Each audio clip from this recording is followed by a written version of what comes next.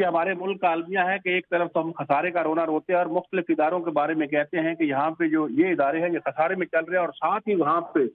जो मंजूर नजर लोग होते हैं उनको नवाजने के भी नए नए तरीके ढूंढे जाते हैं। इसी तरह का एक मामला जो है पीटीवी में सामने आया है, और सैफुल्लाह शहद नामी शख्स को जो है वो एक मंजूर नजर अफसर की खास नवाजिश के बायस जो है उसको